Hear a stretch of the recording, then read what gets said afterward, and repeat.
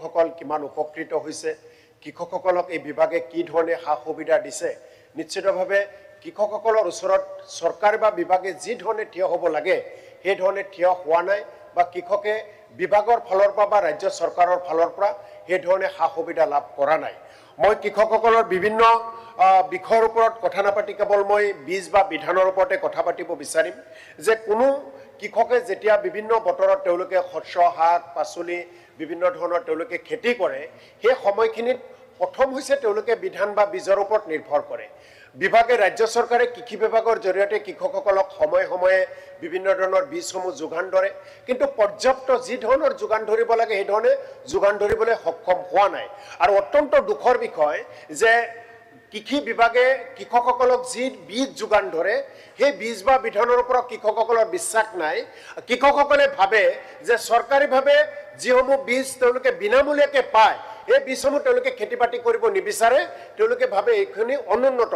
আৰু বহু প্ৰমাণো হৈ গৈছে যে কৃষি বিভাগে কৃষকসকলক বিনামূলীয়াকৈ যিসমূহ বীজ যোগান ধৰে সেই বীজ বা বিধানসমূহ যেতিয়া খেতিৰ কাৰণে তেওঁলোকে ব্যৱহাৰ কৰে সেই খেতিখনত তেওঁলোকে লাভান্বিত নহয়, তেওঁলোকে তাৰ পৰা ভাল ধৰণে তেওঁলোকে শস্য উৎপাদন কৰিব নোৱাৰে, যাৰ কাৰণে আজিৰ তাৰিখত অসমৰ বেছিভাগ কৃষকসকলৰ কৃষি বিভাগৰ বীজৰ ওপৰত বিনামূলীয়া বীজৰ ওপৰত কোনো ধৰণৰ বিশ্বাস নাই। আৰু এই কথাবিলাক সময়ে সময়ে অসমৰ বাতৰি কাকত বা পবিত্ৰ বিধানসভাত আলোচনা হৈ আছে যে কৃষি বিভাগে এই বীজসমূহ বা বিধানসমূহৰ কাৰণে যিসমূহ সন্তাক তেওঁলোকে ঠিকাৰ কাৰণে দায়িত্ব দিয়ে তেওঁলোকে উপযুক্ত উন্নতমানৰ বীজসমূহ ক্ৰয় নকৰি তেওঁলোকে নিম্নমানৰ বীজসমূহ ক্ৰয় কৰি কৃষকসকলক যোগান ধৰে। গতিকে আপোনাৰ জৰিয়তে মাননীয় বিভাগীয় মন্ত্ৰী ডাঙৰীয়াৰ প্ৰতি আহ্বান জনাওঁ যে কৃষকসকলক সঁচাকৈ যদি উপকৃত কৰিব লাগে তেনেহ'লে প্ৰথমতে বিভাগে লক্ষ্য কৰিব লাগিব যে তেওঁলোকক উন্নতমানৰ বীজ যোগান দিয়া হৈছে নে নাই।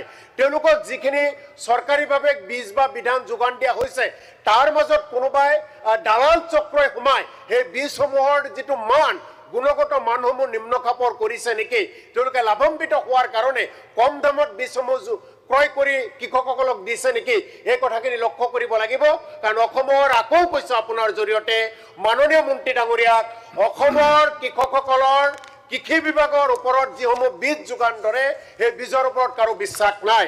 গতিকে বেছিভাগ কৃষকসকলে বীজ ভাণ্ডাৰৰ পৰা দোকানৰ পৰা বীজসমূহ বিধানসমূহ তেওঁলোকে ক্ৰয় কৰে। আৰু যেতিয়া খেতিয়কসকলে বীজ ভাণ্ডাৰৰ পৰা এই বীজসমূহ ক্ৰয় কৰে তেতিয়া দেখা যায় তেওঁলোকে বিভিন্ন সময়ত যথেষ্ট দামত তেওঁলোকে ক্ৰয় কৰিব লগা হৈছে।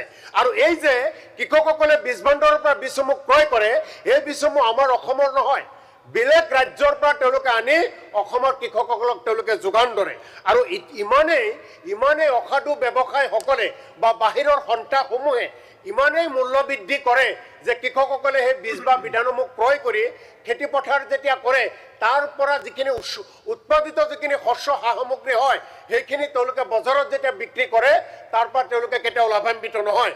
মাননীয় উপাধ্যক্ষ ডাঙৰীয়া আপোনাৰ জৰিয়তে কি ধৰণে কৃষকসকলে বীজ বা বিধানৰ মূল্য বেছিকৈ দিব লগা হৈছে আপোনাক কেইটামান মই উদাহৰণ দিব বিচাৰোঁ। বিলাহী বেঙেনা 10 গ্ৰামৰ বীজৰ মূল্য 2024 চনত যদি 150 টকা আছিল 2025 চনত সেই 10 গ্ৰাম বীজৰ মূল্য 300 টকা হৈছে। ঠিক তেনেকৈ বিলাহী 10 গ্ৰামৰ মূল্য যোৱাবাৰ 450 এইবাৰ 550 টকা হৈছে। মাকৈ পাৰ কেজি 350 যোৱাবাৰ আছিল বৰ্তমান 450। তিয়হ 10 গ্ৰামৰ মূল্য যোৱাবাৰ 170 এইবাৰ 185।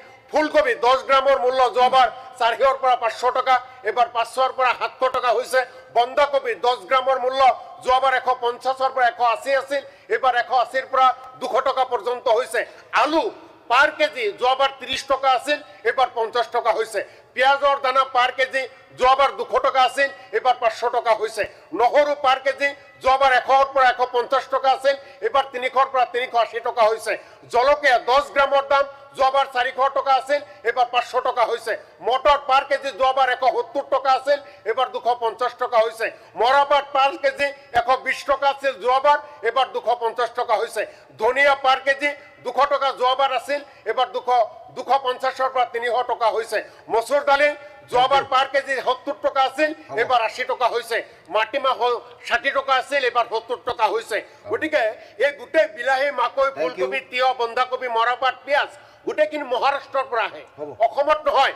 আৰু যদি আমি আলু নহৰু আৰু মাকৰ কথা দেখা যায় পাঞ্জাব পশ্চিমবংগ আৰু হায়দৰাবাদৰ পৰা আহে ঠিক তেনেকৈ উপাধ্যক্ষ ডাঙৰীয়া আপোনাক উত্তৰটো লাগিব নাই 5 মিনিট সময় পায় 5 মিনিট পাৰ হ'ল মাত্ৰ 1 মিনিট উত্তৰটো নালাগে তেতিয়াহ'লে আমি স্কিপ কৰি দিম 1 মিনিট উপাধ্যক্ষ ডাঙৰীয়া মাত্ৰ 1 মিনিট বিচাৰিছো দৰকাৰী ধানৰ ক্ষেত্ৰত যদি কওঁ মাইকো ধানৰ বিধান যোৱাবাৰ আছিল 350 টকা এইবাৰ সেই বিধান 650 টকা হৈছে দাবাং 1 কেজিৰ দাম 320 টকা আছিল পাৰ কেজি এইবাৰ 650 টকা হৈছে পান ধান 2423 বিধান যোৱাবাৰ 330 টকা আছিল এবাৰ 700 টকা হৈছে আৰু তাতকৈ ডাঙৰ কথা হৈছে উপাধ্যক্ষ ডাঙৰীয়া যেটো এমআৰপি প্যাকেটত লেখা থাকে পেকেটত যেটো এমআৰপি লিখা থাকে হে এমআৰপি কৈ বীজ ভাণ্ডাৰৰ যেটো দোকানী তেওঁলোকে কৃষকৰ পৰা বেছি মূল্য লয় এই বিভাগে নিয়ে গতিকে আপোনাৰ জৰিয়তে মাননীয় মন্ত্ৰী ডাঙৰীয়াৰ প্ৰতি আহ্বান থাকিব যে অসমৰ কৃষকসকলক সম্পূৰ্ণভাৱে বিনামূলীয়া বীজ বিধান